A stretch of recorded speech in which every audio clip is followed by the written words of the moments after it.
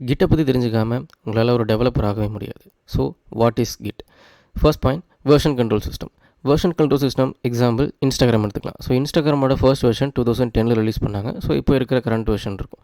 So இப்போ ஒரு வெர்ஷனுக்கு ஒரு ஃபீச்சர் ரிலீஸ் பண்ணுவாங்க. ஸோ ஒரு ஃபீச்சர் புதுசாக ரிலீஸ் பண்ணும்போது அந்த புதுசாக ரிலீஸ் பண்ண ஃபீச்சரில் ஏதாச்சும் ஒரு மிஸ்டேக்னா நியூ ஃபீச்சரை ரிவர்ட் பண்ணிவிட்டு ஸோ பழைய வெர்ஷனே ரிலீஸ் பண்ணிடுவாங்க. ஸோ இதான் version control system. Second, keep track of code changes. So இப்போ ஒரு வெர்ஷனுக்கு ஒரு ரிலீஸ் பண்ணியிருப்பாங்களே, ஸோ அந்த கோடெல்லாம் வந்துட்டு ட்ராக் பண்ணுறது 2010 இப்போ இருக்கிற கரண்ட் வெர்ஷன் வரைக்கும் ரிலீஸ் பண்ண கமிட்ஸ், ஸோ அவங்க புஷ் பண்ணது, ஸோ இது எல்லாமே ட்ராக் பண்ணுற சிஸ்டம் தான் கிட்.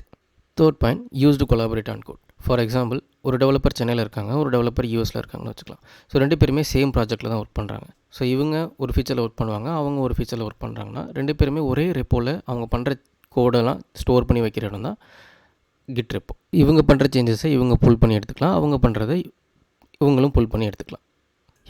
ஸோ இப்போ உங்களுக்கு இன்னொரு டவுட் வரும், அப்போ கிட்டப்னா என்ன?